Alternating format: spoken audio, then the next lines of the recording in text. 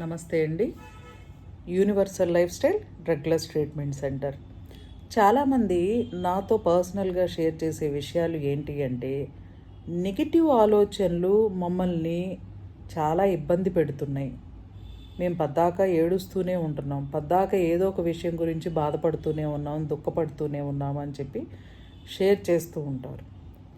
Negative ఆలోచనలు ఎందుకు కలుగుతాయి, దేనివల్ల కలుగుతాయి అంటే, మనం తీసుకునే ఆహారం సరిగ్గా లేకపోతే ఆర్గాన్స్ డిస్టర్బ్ అయ్యి మనకి నెగిటివ్ ఆలోచనలు అంటే ఈ ఎమోషన్స్ని కలిగి ఉన్న ఆలోచనలు కలుగుతూ ఉంటాయి. అంటే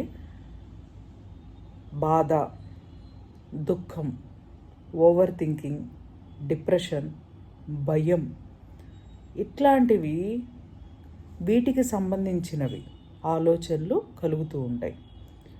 ఆహారంలో ఏముంది అని మీరు అనుకోవచ్చు. మీరు నమ్మినా నమ్మకపోయినా ఇది సత్యం, ఫ్యాక్ట్. ఎందుకు ఎలా అంటారా, ఒక ఆహారం ఆకలి తీర్చుకోవడానికి తీసుకున్నామనుకోండి, దానిలో బలాన్ని ఇచ్చే, శక్తినిచ్చే పదార్థాలు ఏముంటాయి చెప్పండి? ఏమీ ఉండవు కదా.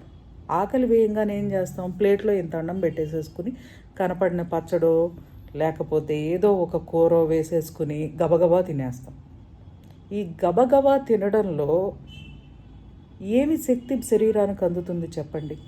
ఆహారం అనేది నమిలి నమిలి నమిలి, అంటే ఈ నోట్లోనే బాగా పేస్ట్ లాగా, మనం ఇడ్లీ పిండి రుబ్బినప్పుడు ఎంత మెత్తగా అయిపోతుందో అలా ఈ నోట్లోనే అంత మెత్తగా అయిపోవాలి. అయిపోయి దానిని మింగాలి, ఆ ముద్దని. మనం ఏం చేస్తాము, కాళ్ళు ఆరే లోపల అన్నం తినేయాలి అని చెప్పి ఎవరో చెప్పిన ఒక పిచ్చి సిద్ధాంతాన్ని, ఫార్ములాని ఫాలో అయిపోతున్నాం. అది 100% తప్పు. ఎవరికో నోటికి వచ్చిందల్లా మాట్లాడారని అది మనకి ఎట్లా కరెక్ట్ అవుతుంది చెప్పండి? అవదు కదా. అందుకని ఆహారం తీసుకునేటప్పుడు ఖచ్చితంగా చాలా ప్రశాంతంగా నమిలి నమిలి తీసుకోండి. ఆహారంలో ప్రోటీను, కార్బ్స్, అలాగే ఫైబర్ కూడా ఉండేటట్లు చూసుకోండి.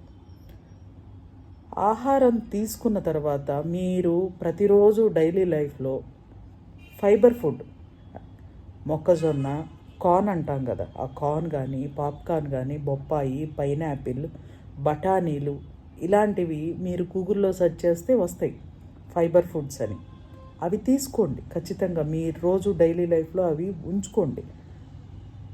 అవి ఏం చేస్తాయంటే, ఈ ఫైబర్ ఫుడ్ మనం తీసుకున్న ప్రోటీన్ అండ్ కార్బ్స్ని, అంటే రైసు, ప్రోటీన్ అంటే నాన్ వెజ్ కానీ, మష్రూమ్స్, వెజ్లో కందిపప్పు, పెసరపప్పు, వీటిని కానీ పూర్తిగా డైజెషన్ చేసి శరీరానికి బలాన్ని ఇచ్చే విధంగా చేస్తాయి. ఇప్పుడు మీ శరీరం బలంగా ఉండి మీ ఆర్గాన్స్ శక్తివంతంగా ఉన్నాయి అనుకోండి, శక్తి కలిగిన మనిషి ఎంత పని చేస్తారో మీకు తెలుసు.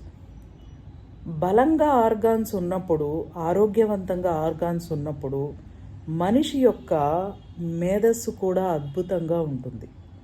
అంటే మీకొచ్చే ఆలోచనలు కూడా అద్భుతంగా ఉంటాయి.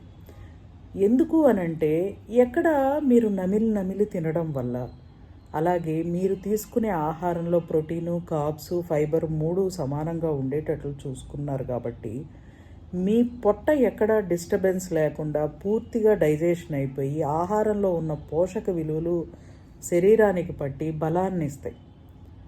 అలాగే వేస్ట్గా వచ్చిన దాన్ని పూర్తిగా బాత్రూమ్కి వెళ్ళిపోతారు. ఎక్కడ పొట్టలో స్ట్రక్ అవ్వదు. స్ట్రక్ అయిందంటేనే మనకి ఫస్ట్ పొట్టలో పేగుల్లో గుడుగుడు సౌండ్ రావడం, గ్యాస్ రావడం, నలుగురిలో ఉన్నప్పుడు పెద్ద పెద్ద బాంబ్స్ వేయడం, ఆ బాంబ్స్ స్మెల్ రావడం, ఇలాంటివన్నీ జరుగుతుంది. ఇరిటేషన్ కూడా వస్తుంది ఆటోమేటిక్గా. డైజెషన్ సరిగ్గా, పొట్ట డిస్టర్బెన్స్గా ఉంటే కోపం వస్తుంది చిన్న చిన్న విషయాలకు కూడా. ఇవన్నీ సిమ్టమ్స్, అలార్మిక్ సిమ్టమ్స్. ఎప్పుడైతే ఇలా ఫైబర్ కంటెంట్ ఉండేటట్లు మనం చూసుకున్నామనుకోండి, పొట్టంతా క్లీన్ అయ్యి మన యొక్క మేధస్సు, ప్రోటీను, కార్బ్స్ కూడా మంచిగా తీసుకోవాలి. బ్రెయిన్ యొక్క న్యూరాన్స్ బలంగా తయారవుతాయి. మేధశక్తి బాగా పెరుగుతుంది. అప్పుడు మనకు వచ్చే ఆలోచనలు కూడా ఎలా ఉంటాయంటే అద్భుతంగా ఉంటాయి. ఏమైనా సాధించాలి, ఎన్ని బాధలు ఉండనివ్వండి, వాళ్ళు అప్పుడు ఎలా ఆలోచిస్తారంటే రేపు ఇంకా మంచి ఆలోచన చేసి మనం బాగా సంపాదించాలి అని ఇట్లాంటి థాట్స్ ఆలోచిస్తారు. ఇంకా కొత్త టెక్నిక్స్ ఏమున్నాయి మార్కెట్లో మనల్ని మనం ప్రూవ్ చేసుకోవడానికి. ఎంతసేపు మనం ధనవంతులు ఎవరో అయ్యారంటే దానికి కారణం వాళ్ళ అదృష్టం అని మనం ఫీల్ అవుతాం. అదృష్టం ఏమీ కాదు. వాళ్ళ యొక్క దినచర్యని మీరు గమనించారనుకోండి, వాళ్ళ యొక్క ఆహారపు అలవాట్లు, నిద్రపోయే టైంలు, వాళ్ళు ప్రతి విషయాన్ని ఒక సహనంతో ఎలా తీసుకుంటారో గమనిస్తే మీకు అర్థమవుతుంది. ప్రతి ఒక్క మనిషి అదృష్టం కలిగిన వ్యక్తులమే. కాబట్టి ఆహారం తీసుకునేటప్పుడు మంచి పౌష్టిక ఆహారాన్ని తీసుకోండి. ఇది మీ జీవితంలో మిమ్మల్ని ఉన్నతమైన స్థితికి తీసుకెళ్తుంది. థ్యాంక్ యూ అండి. Thank you so much.